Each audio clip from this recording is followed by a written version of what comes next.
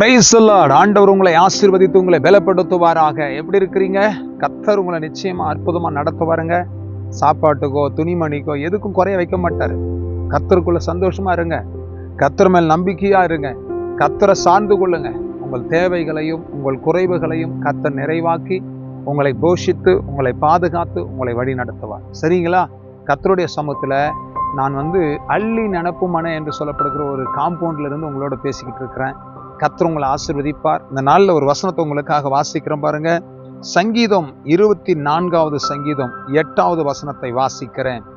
யார் இந்த மகிமையின் ராஜா? அவர் வல்லமையும் பராக்கிரமும் உள்ள கர்த்தர். அவர் யுத்தத்தில் பராக்கிரமும் உள்ள கர்த்தராமே.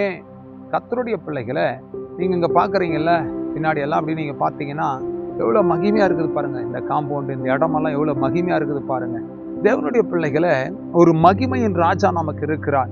ஒரு மகிமையின் தேவன் நமக்கு இருக்கிறார். மகத்துவமான காரியங்களை செய்ய, நம்மை ஆசீர்வதிக்க, நம்மை உயர்த்த, நம்மை கனப்படுத்த, நம்முடைய குடும்பத்தை மேன்மைப்படுத்த, நம்முடைய பிள்ளைகளை சாட்சியாய் வாழ வைக்க, அற்புத அடையாளங்களை செய்ய, கர்த்தர் பலத்த காரியங்களை செய்து முடிக்க மகிமையின் ராஜா உங்களுக்கு இருக்கிறார். யார் இந்த மகிமையின் ராஜா? அவர் சேனைகளின் கர்த்தராமே. அவர் வல்லமையும் பராக்கிரமும் உள்ள கர்த்தர்.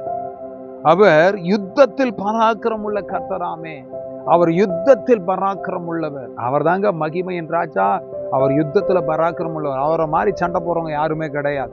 உங்க சத்துருக்களோடு அவர் யுத்தம் பண்ணுவார்.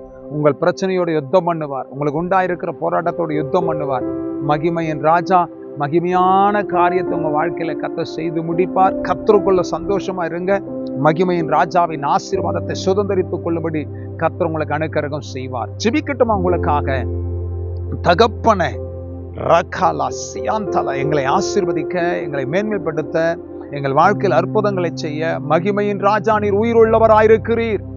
இந்த மகிமையின் ராஜா எங்களை ஆசீர்வதித்து, எங்களை பலப்படுத்தி, எங்களை கனப்படுத்தி, எங்களை உயர்த்தி, எங்களை ஆண்டவர் பெரிய காரியங்கள் வாழ்க்கையில எங்க குடும்பத்துல செய்யுங்க. இந்த ஆண்டவரை பிள்ளைகள் வாழ்க்கையில செய்யுங்க.